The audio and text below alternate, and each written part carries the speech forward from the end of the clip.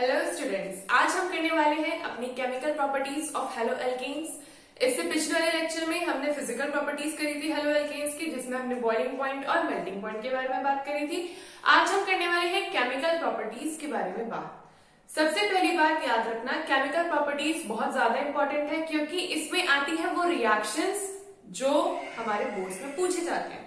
Reactions वो जो हमारे बोर्ड्स के क्वेश्चन में रिपीट होती है हर बार। तो आज देखते हैं कौन सी हमारी पहली रिएक्शन है। पहली बात एक चीज है, हम याद रखनी है आपको, हेलो एल्केन के लिए हर चैप्टर में उनकी अपनी अपनी अलग अलग कैरेक्टरिस्टिक इक्वेशंस आएंगी। जैसे अभी आप हेलो एल्केन के लिए देख रहे हो कि उनकी कैरेक्टरिस्टिक इक्वेशन होती है न्यूक्लियोफिलिक सब्स्टिट्यूशन रिएक्शन। अभी बताऊंगी मैं इसका मतलब क्या है, लेकिन उससे पहले एक बात बताऊं, हेलो एल्केन की जो कैरेक्टरिस्टिक इक्वेशन है जरूरी नहीं है कि वही हेलो अरीन की हो या आगे आने वाले चैप्टर्स अल्कोहल, फिनॉल्स, ईथर, इन सब की भी हो। ठीक है, इस चीज को आपको अपने दिमाग में बैठाने की जरूरत है और आपको याद रखने की जरूरत है कि हेलो एल्केन की कैरेक्टरिस्टिक इक्वेशन क्या है या हेलो अरीन की क्या होगी या आगे आने वाले चैप्टर्स में क्या होगी, याद रखना पड़ेगा। ठीक है, तो मैंने क्या लिखा, कैरेक्टरिस्टिक इक्वेशन हेलो एल्केन की होती है न्यूक्लियोफिलिक सब्स्टिट्यूशन रिएक्शन। सबसे पहले बात समझते हैं न्यूक्लियोफिलिक की। न्यूक्लियोफाइल मैंने आपको बताया था न्यूक्लियस लविंग होता है। अगर कोई न्यूक्लियस लविंग है तो आपको पता है न्यूक्लियस कैसा होता है, पॉजिटिव। तो न्यूक्लियस से प्यार कौन करेगा, जस्ट उसका अपोजिट। हमने बात पढ़ी थी, अपोजिट्स ऑलवेज अट्रैक्ट। तो न्यूक्लियस अगर पॉजिटिव है तो उससे प्यार करने वाला कौन होगा, नेगेटिव। तो इसका मतलब न्यूक्लियोफाइल क्या होते हैं, जो खुद होती है नेगेटिवली चार्ज्ड स्पीशीज। ऐसे ही आप पढ़ोगे आगे इलेक्ट्रोफिलिक सब्स्टिट्यूशन रिएक्शन या कुछ और। तो इलेक्ट्रोफाइल का मतलब आपको पता होना चाहिए क्या होगा, जो कि इलेक्ट्रॉन लविंग होंगे। तो इलेक्ट्रॉन होते हैं नेगेटिव, तो इलेक्ट्रॉन से प्यार कौन करेगा, उनका अपोजिट, दैट इज पॉजिटिव। ठीक है, न्यूक्लियोफिलिक सब्स्टिट्यूशन रिएक्शन। अब पहली बात, सब्स्टिट्यूशन का मतलब आपको पता है क्या होता है। सब्स्टिट्यूशन का मतलब क्या होता है, जब हमने किसी की प्लेस में दूसरी प्लेस को रख दिया, मतलब उस चीज को हटाकर हमने दूसरी चीज रख दी। जैसे हमारे स्कूल में गेम्स का पीरियड है और अचानक से गेम्स के पीरियड में संडे सब्स्टिट्यूट कर लिया। कौन से संडे, मैथ्स वाले संडे। मैं उन्हें मैथ्स पढ़ाने, सिलेबस बहुत पीछे चल रहा है, तो उन लोगों ने क्या किया, उन्होंने सब्स्टिट्यूशन कर दिया। वैसे ही एक न्यूक्लियोफाइल ने दूसरे न्यूक्लियोफाइल को उसकी जगह से हटाया और उसकी जगह खुद आके सब्स्टिट्यूशन कर दिया। अब देखते हैं कैसे होगा।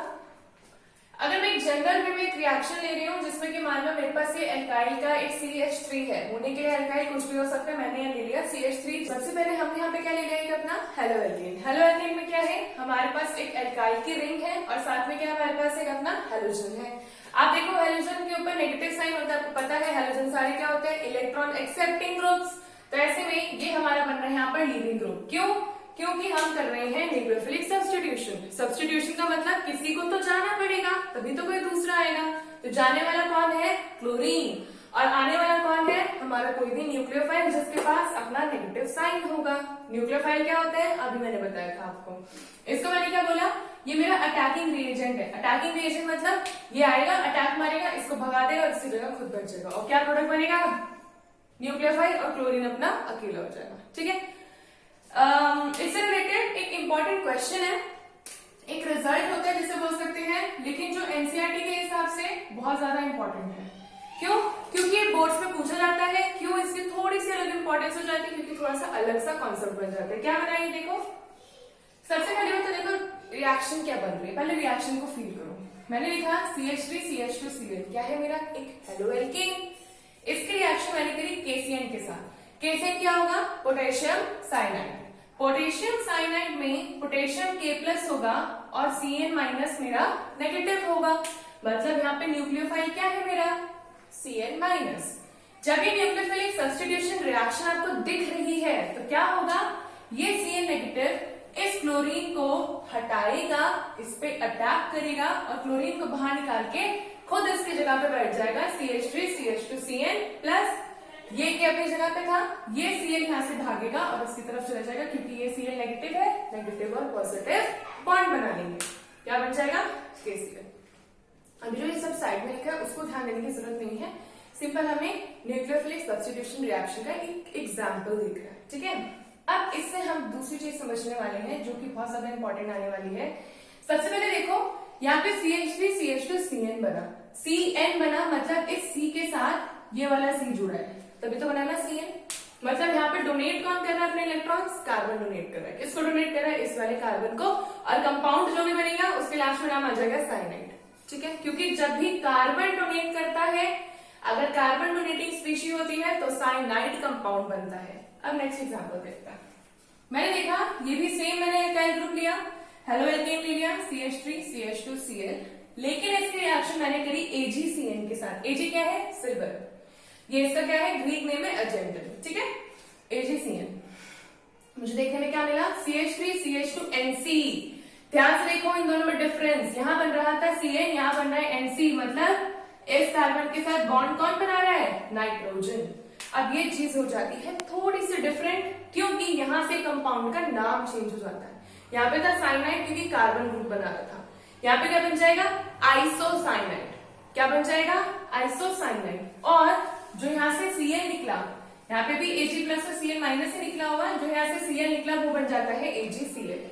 अब क्वेश्चन ये है कि ये साइनाइड और ये आइसोसाइनाइड बन रहा है, मतलब इसके पास दो डोनेटिंग क्या है? दो डोनेटिंग साइड है। या तो एक टाइम पे कार्बन हमारा डोनेट करेगा इलेक्ट्रॉन्स, या फिर एक टाइम पे नाइट्रोजन डोनेट करेगा। मतलब या तो एक बार पे कार्बन हमारे क्या करेगा? कंपाउंड्स के साथ बॉन्ड बनाएगा, या एक बार को नाइट्रोजन बनाएगा। जब कार्बन बनाएगा कंपाउंड का नेम होगा साइनाइड, जब नाइट्रोजन बनाएगा कंपाउंड का नेम होगा आइसोसाइनाइड। तो हम इस टाइप की स्पीशीज को बोलते हैं एम्बीडेंटेड न्यूक्लियोफाइल। क्या बोलते हैं? एम्बीडेंटेड न्यूक्लियोफाइल। क्यों हम बोलते हैं इनको एम्बीडेंटेड? एम्बी का मतलब होता है दो तरफ से आपको ये अपने डोनेशन दिखाएगा, दो तरफ से ये अपने इलेक्ट्रॉन्स डोनेट करके न्यूक्लियोफाइल की तरह काम करके सब्स्टिट्यूशन करता है। दो साइड क्या है? या तो नाइट्रोजन या तो कार्बन। अब ऐसे क्यों करते हैं? देखो KCN जो है आपको दिख रहा है वो आयनिक कंपाउंड है। K का भी साइज छोटा है, Cn का भी साइज छोटा है, दोनों आयनिक कंपाउंड से आपको पता है आयनिक कंपाउंड्स में मेनली साइज छोटा होता है। अगर हम बात करो AgCN की, तो AgCN एग्जैक्टली आयंस में ब्रेकडाउन नहीं हो पाता। क्यों? क्योंकि ये होता है कोवेलेंट कंपाउंड। अब आयंस में ब्रेकडाउन नहीं हो पाता इसलिए भी क्योंकि इसकी एंथैल्पी बहुत ज्यादा लगती है। आपको किसी कंपाउंड को अगर आयंस में तोड़ना है तो आपको अपनी तरफ से कुछ एक्स्ट्रा एनर्जी देनी पड़ती है, उस एक्स्ट्रा एनर्जी को हम एंथैल्पी बोलते हैं। KCN आयनिक कंपाउंड है, आयनिक कंपाउंड को हमको कम एनर्जी देनी पड़ती है। क्यों कम एनर्जी देनी पड़ती है? क्योंकि वो अपने आयंस में ब्रेकडाउन हो जाता है अगर वो आयनिक होगा। क्यों? क्योंकि उनका साइज छोटा होता है, तभी वो आयंस में ब्रेकडाउन हो जाता है। लेकिन अगर हम बात करें कोवेलेंट कंपाउंड्स की, तो कोवेलेंट कंपाउंड्स जल्दी से नहीं ब्रेकडाउन होते हैं। क्यों? सबसे पहली बात उनमें बॉन्डिंग होती है, शेयरिंग ऑफ इलेक्ट्रॉन्स होता है कोवेलेंट। आयनिक बॉन्ड का मतलब क्या होता है? Donation of electrons. जब शेयरिंग हो रही है तो उन दोनों के बीच में इतना टाइट बॉन्ड है कि आपको उसको इतनी ज्यादा एनर्जी देनी पड़ेगी, तभी तो वो टूटेगा। इस वजह से AgCN कोवेलेंट इन नेचर होने की वजह से जल्दी से अपना ब्रेकडाउन नहीं करता। जब ये ब्रेकडाउन करता है इसको एनर्जी बहुत ज्यादा चाहिए होती है, एंथैल्पी बहुत ज्यादा चाहिए होती है। तो इसकी वजह से ये अपने कंपाउंड्स को इस तरीके से तोड़ता है जहां पे नाइट्रोजन हमारा डोनेटिंग स्पीशी बन जाता है और कार्बन साइड में आ जाता है।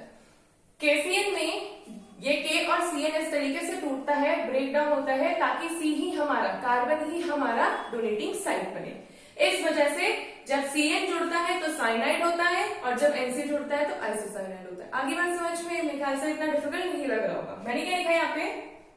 क्योंकि फिर से समझते हैं, क्योंकि AgCN कोवेलेंट कंपाउंड है। कोवेलेंट कंपाउंड है तो आप समझ गए, कोवेलेंट कंपाउंड है, बॉन्डिंग स्ट्रॉन्ग है, एंथैल्पी ज्यादा लगेगी, टूटेगा ही नहीं, टूटता नहीं है, तो इसलिए Nc दे देता है।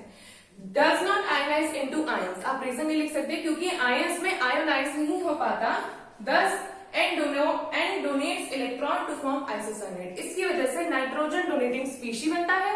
नाइट्रोजन अगर डोनेट करेगा तो आइसोसाइनाइड बनेगा, कार्बन डोनेट करेगा तो साइनाइड बनेगा। ठीक है, बहुत ज्यादा इजी था, इतना ज्यादा कंफ्यूज होने की जरूरत नहीं है। एक बार इसको नोट करोगे, आप खुद लिख के लिखोगे, एक बार एनसीईआरटी में अगर आपको दिखता है तो इसको जरूर पढ़ना है एक बार, और आपको समझ में आ जाएगा। ओके, आज के लिए जो हमने पहली केमिकल प्रॉपर्टी अपनी पढ़ी, न्यूक्लियोफिलिक सब्स्टिट्यूशन रिएक्शन, आज हम बस उसको वहीं तक रखेंगे, क्योंकि आगे आने वाला टॉपिक बोर्ड्स के नजरिए से बहुत ज्यादा इंपॉर्टेंट है। मतलब हर बार पेपर में उससे क्वेश्चन आता है, तो मैं चाहती हूँ कि मैं उसकी अलग से वीडियो बनाऊं आप लोगों के लिए, ताकि आपको उसमें कंफ्यूजन ना हो। और ये जो टॉपिक हमने आज का पढ़ा, एक बार इसको आप अपनी एनसीईआरटी बुक से जरूर पढ़ें। इससे रिलेटेड जो एक क्वेश्चन जो मैंने आपको बताया, जिससे आपको ये प्रॉपर्टी समझाई मैंने, वो बहुत ज्यादा इंपॉर्टेंट है। एक बार उसका सॉल्यूशन जरूर देखें अपनी एनसीईआरटी बुक में। और आगे मैं नेक्स्ट वीडियो बनाऊंगी जिसमें हम SN1 और SN2 रिएक्शन पढ़ेंगे। बहुत ज्यादा इंपॉर्टेंट है, मैकेनिज्म उसका इंपॉर्टेंट है, उसकी एप्लीकेशन इंपॉर्टेंट है और पेपर में हर बार हमारे बोर्ड्स के एग्जाम में 3 नंबर का क्वेश्चन जरूर आता है। 3 या 3 से ज्यादा हो सकता है, ज्यादा भी नहीं, कम हो सकता है, बट क्वेश्चन आता जरूर है। ये एक टॉपिक आपके लिए बहुत ज्यादा इंपॉर्टेंट होगा जो कि हम अपनी नेक्स्ट वीडियो में देखेंगे। तो अगर आपको आज की मेरी वीडियो पसंद आई हो तो मेरे चैनल को जरूर सब्सक्राइब करें, अपने दोस्तों के साथ शेयर करें। अगर आपकी कोई भी क्वेरीज हो तो आप उसको कमेंट सेक्शन में जरूर पूछें, मैं जरूर कोशिश करूंगी कि आपके सारे डाउट्स को मैं क्लियर कर सकूं। ठीक है, थैंक यू फॉर वॉचिंग।